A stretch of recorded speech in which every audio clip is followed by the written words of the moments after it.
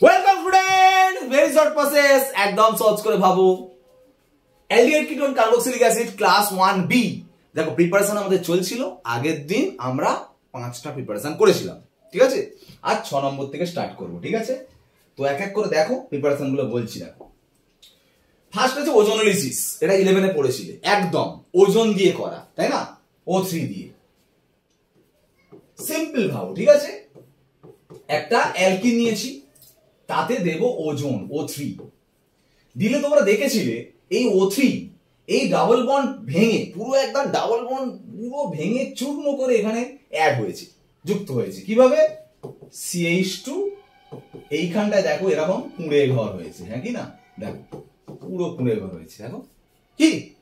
এইবার এই জিনিসটা তৈরি হওয়ার পর এতে যদি আমরা জিঙ্ক চূর্ণ আর জল দিই H2, সেই H2 কি করবে? এখান থেকে এই যে ওটা নিয়ে বেরিয়ে চলে যাবে, গেলে কি হবে? এই দুটো আলাদা প্রোডাক্ট তৈরি হবে। দেখো আলাদা প্রোডাক্ট মানে দেখো লিখছি, দেখো এই মানে এখানে ডাবল বন্ড হবে, অবশ্যই এখানেও একটা ডাবল বন্ড হবে, মানে CH3 CH, দেখো এই দুটো প্রোডাক্ট, তাই না? এখন ব্যাপার হচ্ছে যে ওজোনোলিসিসে যদি ডাইরেক্ট এটাতে এইটার এইটা দেয়, তুমি এই অ্যান্সারটা যে লিখছো এইভাবে করছো ঠিক কথা, কিন্তু একদম শর্টে তুমি ভাবতে পারো। দেখো এটা যে দিয়েছে, এই ডাবল বন্ডটা তুলে এখানে একটা ও লাগাও, এটা আসবে, এখানটা একটা ও লাগাও, দেখো এটা আসবে, হ্যাঁ কি না? আবার যদি তোমাকে বলে, ধরো এটা তোমায় বললো না, এটা হাত চাপা দিয়ে দিয়েছে, ভাবো, হ্যাঁ বললো একটা কিছু দিয়েছে, তাতে ওজন আর এইটা দিতে এই দুটো হয়েছে, তাহলে এটা কি হবে? এটা বের করতে পারবে না।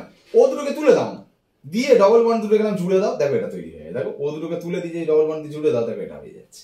তার মানে এটা থেকে এটা বা এটা থেকে এটা আমি দুরকমই ভাবতে পারি, তাই না? যাই হোক, এগুলো দেখো সব অ্যালডিহাইড কিটোন প্রস্তুত হচ্ছে, আমি প্রিপারেশন করছি, অ্যালডিহাইড কিটোন প্রিপারেশন করছি, এটাই মাথায় রাখবে, ঠিক আছে? অক্সো প্রসেস, অক্সো প্রসেসও কিন্তু অ্যালকিন হয়, ঠিক আছে? এখানে যেটা দিতে হয় সেটা মেইনলি কার্বন মনোক্সাইড আর হাইড্রোজেন। মনে রাখবে শুধু এখানটায় কার্বন মনোক্সাইড একটা হাইড্রোজেনের সাথে জুড়ে গিয়ে CHO প্লাস করে আর একটা H মাইনাস করে, ব্যাস চাপ শেষ। প্লাস মাইনাস কে কোথায় যাবে? মাইনাস কোথায় যায় জানো তো? ডাবল বন্ডের সঙ্গে জুড়ে যে আছে যে কার্বন দুটো, তার মধ্যে যেখানে কম হাইড্রোজেন সেখানে মাইনাসটা যায়। তাহলে এখানের মধ্যে কোনটায় কম হাইড্রোজেন আছে? এখানে কম হাইড্রোজেন একটা, এখানে দুটো, তাহলে মাইনাসটা এখানটায় যাবে, প্লাসটা এখানটায় যাবে, ব্যাস যেটা হবে সেটা answer. CH3 CH2 CH2 CH, দেখো অ্যালডিহাইড তৈরি হয়েছে, অ্যান্সার হয়ে গেল অক্সো প্রসেস। এই যে দেখো টেকনিক, মানে তোমাকে পরীক্ষায় এটাতে এটা দেবে, এই রিএজেন্টের মেন কাজটা কি আমি যে এইভাবে বলছি এইগুলি তোমাকে মনে রাখতে হবে, এই শর্ট টেকনিক গুলো মনে রেখে তোমাকে অ্যান্সারটা লিখতে হবে, ঠিক আছে? তো যাই হোক, নেক্সট কোশ্চেন দেখো, এই নেক্সট রিঅ্যাকশন গ্যাটারম্যান কচ, গ্যাটারম্যান কচ রিঅ্যাকশন, ঠিক আছে? তো এখানে যেটা হয়, বেনজিন তাতে কার্বন মনোক্সাইড আর HCl দিয়েছো, ঠিক আছে? দিলে তৈরি হবে যেটা বেনজিনের মাথায় CHO, বেনজালডিহাইড। কি করে হলো? দেখো এটা রিঅ্যাকশন করলে নিশ্চয়ই বুঝতে পারছো, CHO প্লাস হবে আর Cl মাইনাস হবে। তো এরা যখন তৈরি হয়েছে এবার এর সঙ্গে জুড়বে, যেমন ডাবল বন্ডে জুড়েছিল। ডাবল বন্ডে জোড়া আর বেনজিন রিংয়ে জোড়ার মধ্যে একটা ডিফারেন্স আছে। কেন? বেনজিন রিং একটা যদি পাই বন্ড ভাঙলে যে মাইনাস প্লাস হয়, মাইনাসটা তো প্লাসটাকে নেবে অবশ্যই। তুমি ভাবছো এই মাইনাসটা তো এই প্লাসে ঢুকবে, সেই এতক্ষণ যা হচ্ছিল ডাবল বন্ডে মাইনাসটা কম হাইড্রোজেন যাচ্ছিল, প্লাসটা বেশি হাইড্রোজেন যাচ্ছিল, তাহলে এরও যেমন মাইনাস প্লাসে ঢুকলো, তাহলে এই মাইনাসটা তো প্লাসে ঢোকার কথা। কিন্তু ভালো করে ভাবো, এটা যদি এখানে ঢুকে যায় রিঅ্যাকশন হবে, ঠিক কথা। কিন্তু দেখো বেনজিনটা দেখো খেয়েও বেনজিন হয়ে গেছে, ইঁদুরে খেয়ে নিয়েছে, দেখো এইগুলো ঠিক আছে, এখানটা ইঁদুরে খাওয়া বেনজিন হয়ে গেছে না? ইঁদুরে খাওয়া বেনজিন চলবে না, এই বেনজিন পুরোপুরি ঠিকঠাক থাকলে তবে সেটা অ্যারোমেটিক বলে, অ্যারোমেটিসিটি নষ্ট হয়ে যাচ্ছে, ওই জন্য এখানে ঢুকবে না। নিয়েছে ঠিক আছে, তাহলে কি করবে? এ তো কান্নাকাটি করছে, Cl মাইনাস হয়ে আছে, ও কিছু একটা চাইছে, তো কি হবে তাহলে? তো সেখানে কি হয় দেখো, এইটা যখন একে নিলে ভাবো এটা CH হলো, এখানে তো প্লাস আছে। বেনজিন রিংয়ে যেখানে কোনো গ্রুপ ঢুকবে একদম ভালো করে মনে রাখো, সেইখানটায় একটা হাইড্রোজেন কিন্তু বেরিয়ে যাবে। দেখো বেনজিনে জানো তো সব জায়গাতেই হাইড্রোজেন আছে, সব জায়গায়। আমি যেখানে CHটা ঢুকেছে সেই জায়গাটা তো আরেকটা হাইড্রোজেন আছে, তো যে হাইড্রোজেনটা আছে সেই বন্ডটা ভেঙে গেল, ভাঙলে কি হয় বলো? এখানে যদি ভেঙে যায় বন্ডটা, তার মানে এইখানটায় মাইনাস, এখানটায় প্লাস, H প্লাস বেরিয়ে গেল। ভালো করে দেখো, মাইনাস আর প্লাস জুড়ে গিয়ে কি হলো? বন্ড হয়ে গেল, দেখো CH হয়ে, দেখো যেটা তৈরি হলো সেটা। কিন্তু আরেকটা ব্যাপার যেটা আমি মন খুলে শুনে রাখো, এই যে H প্লাসটা যে বেরিয়ে গেল, এই যে সিএল মাইনাস কান্নাকাটি করছিল, ব্যাস HCl হয়ে গেল, এও স্টেবল হয়ে গেল। তাহলে দেখো খেও বেঞ্জিন ভালো বেঞ্জিন হয়ে গেল, আর সিএল মাইনাসও খুশি, এখানে না অ্যাটাক করতে পারলো, H+ ওকে দিয়ে দিয়েছে, HCl হয়ে বেরিয়ে চলে গেল। বুঝা গেল? এইভাবে বেঞ্জিনের রিয়াকশন গুলো কিন্তু হয়। এটা গ্যাটারম্যান কচ রিয়াকশন।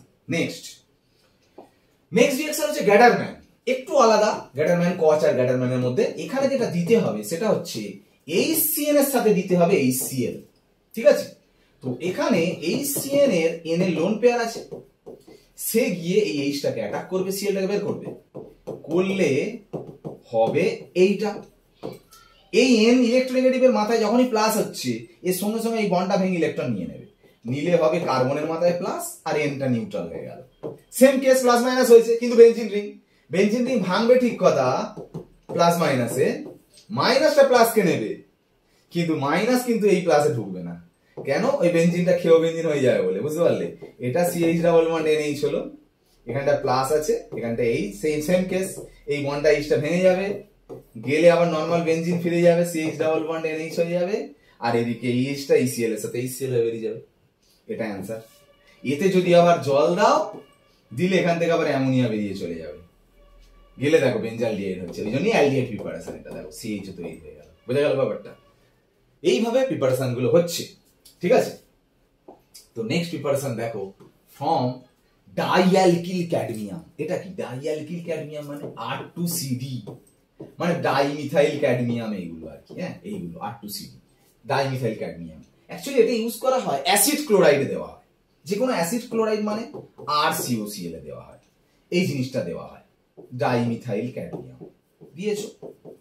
দেখো একটা কথা বলি, ক্যাডমিয়াম মেটাল, ধাতু, এ কিন্তু নন মেটালকে মারাত্মক ভাবে চায়। এই Cl আছে, একে প্রচুর চায়, কিন্তু CdCl হয়, CdCl হয়, CdCl হয় না, CdCl2, কারণ CD এর ভ্যালেন্সি 2, CD2+ হয়, তাই না? তো একটা Cl কে নিয়ে কি করবে? দুটো Cl লাগবে। ওই জন্য এখানে রিয়াকশনটা কিন্তু অ্যাকচুয়ালি দুটো অ্যাসিড ক্লোরাইডের সাথে রিয়াকশন করে। দেখো পরীক্ষায় কিন্তু মনু বলবে না তোমাকে এটাতে এটা দেবে, তুমি কিন্তু রিয়াকশন করার সময় ভেবে নেবে এই দুটো Cl, দেখো এই দুটো Cl এই একটা ক্যাডমিয়ামের সাথে রিয়াকশন করে CdCl2 হয়ে চলে গেল। তো এই যে বন্ড ভেঙে গেল, এই যে বন্ড ভেঙে গেল, এই জায়গায় কারা ঢুকবে? এই মিথাইল গুলো ঢুকে যাবে, এই মিথাইলটা ঢুকে যাবে, তার মানে RCOCH3 তৈরি হলো দুখানা। বোঝা গেল ব্যাপারটা? এটা কিটোন তৈরি হলো। তো এইভাবে রিয়াকশন গুলো করতে হবে। Next reaction, oxidation of alkyl benzene. দেখো অক্সিডেশন অফ অ্যালকিল বেঞ্জিন মানে বেঞ্জিনের মাথায় যে কোনো অ্যালকিল গ্রুপ থাকে, ধরো মিথাইল গ্রুপ আছে, আমি মিথাইল দিয়ে দেখাচ্ছি, তাকে যদি আমি উইক অক্সিডেশন করি, মৃদু জারণ, আমি একটা উদাহরণ দিচ্ছি, ভালো করে মনে রাখো, এটা খুব ইম্পর্টেন্ট এক্সাম্পল, ক্রোমিল ক্লোরাইড আর ওয়াটার দেবে, এটা উইক অক্সিডাইজিং এজেন্ট, মৃদু জারক পদার্থ, দিলে বেঞ্জিনের মাথায় হবে CHO, অ্যালডিহাইড হবে। আর যদি এটাতে স্ট্রং অক্সিডেশন করো, মানে তীব্র জারণ করো, তীব্র জারণের জন্য আমরা কি ব্যবহার করব? K2Cr2O7 কনসেন্ট্রেটেড সালফিউরিক অ্যাসিড, আমি লিখে দিচ্ছি K2Cr2O7 concentrated sulphuric acid, or alkaline KMnO4 use করতে পারো, যাই করো না কেন, আলটিমেট আমি লিখে দিচ্ছি অ্যালকালাইন KMnO4, অ্যালকালাইন KMnO4 সমান হবে 1, তার সঙ্গে লাস্টে একটু অ্যাসিড দিতে হবে, দিলে আরো স্ট্রং অক্সিডেশন হয়ে অ্যাসিড তৈরি হবে। এবার একটা কথা বলি, এইগুলো যে তৈরি হচ্ছে, এই যে ধরো অ্যালকিল বেঞ্জিন, এই অ্যালকিল বেঞ্জিন প্রিপারেশন আবার তোমরা হ্যালো অ্যালকেন হ্যালো অ্যালানি কিন্তু শিখেছো। দেখো সবার আমি দেখাচ্ছি, বেঞ্জিন তো তাতে যদি দেয়া হয় CH3Cl আর AlCl, দেখবে আমি বলেছিলাম এটা নিজেদের মধ্যে রিয়াকশন করে তৈরি করে যেটা CH3+, সেই CH3+ বেঞ্জিনে ঢুকে এটা তৈরি হয়। বুঝা গেল? সেখানে আবার এটা মৃদু জারণ মানে উইক অক্সিডেশন করলে এটা হবে, আর স্ট্রং অক্সিডেশন করলে COOH হবে। এটা এখন বিষয়বস্তু নয়, এটাই মেন, কিন্তু তবু একটু বলে দিলাম আর কি, যেহেতু হচ্ছে আর কি। তো দেখো প্রিপারেশনের একদম লাস্ট প্রিপারেশন, একদম এটা হলি কিন্তু 12টা প্রিপারেশন, দেখো টোটাল এটা 12 নাম্বার। দেখো অ্যাকচুয়ালি বইয়ে দেখবে অ্যালডিহাইডের হয়তো 15টা প্রিপারেশন দিয়েছে, কিটোনের 15টা প্রিপারেশন দিয়েছে, মোট 30টা প্রিপারেশন, আমি 3টে বাদ দিয়েছি আমার নিজের এক্সপিরিয়েন্স থেকে। 12টা প্রিপারেশন মানে অ্যাকচুয়ালি 12টা কেন হলো, 24টা তাহলে হওয়ার কথা। তো অ্যাকচুয়ালি 12টা প্রিপারেশন আমি অ্যালডিহাইডও প্রিপারেশন করলাম, কিটোনও প্রিপারেশন করলাম। কেন অ্যালডিহাইড কিটোন আলাদা করে প্রিপারেশন করে বইয়ের পেজ বাড়াতে যাবো?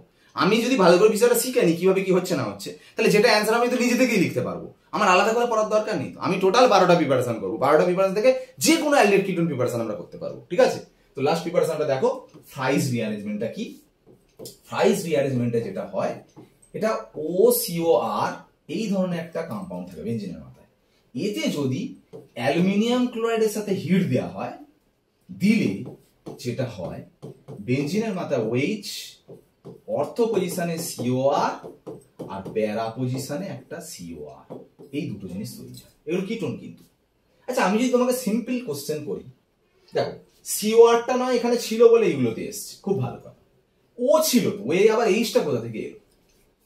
বলেছি তো CORটা যেখানে ঢুকছে সেখান থেকে তো বেঞ্জিনে যেখানে ঢোকে, আমি বললাম না একটা করে হাইড্রোজেন বেরিয়ে যায়, সেই হাইড্রোজেনটাই এখানে চলে এসছে।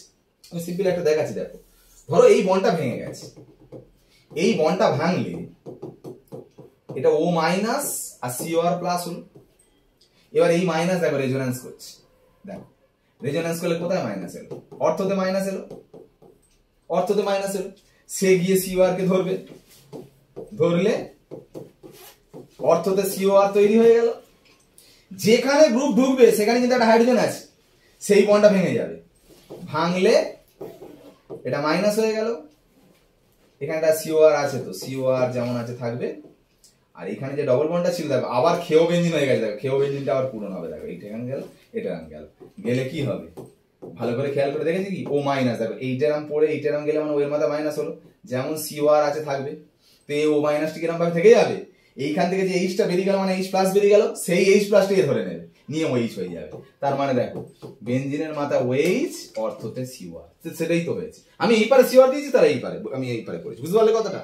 একইভাবে এখানে যেমন অর্থতে নেগেটিভ চার্জ আছে, যেমন প্যারাতে আসবে, প্যারা দিয়ে ধরবে, ধরলে সেই প্যারাতে COR আসবে, একইভাবে রিঅ্যাকশন হবে। তো অ্যালডিহাইড কিটোন প্রিপারেশন পুরো কমপ্লিট।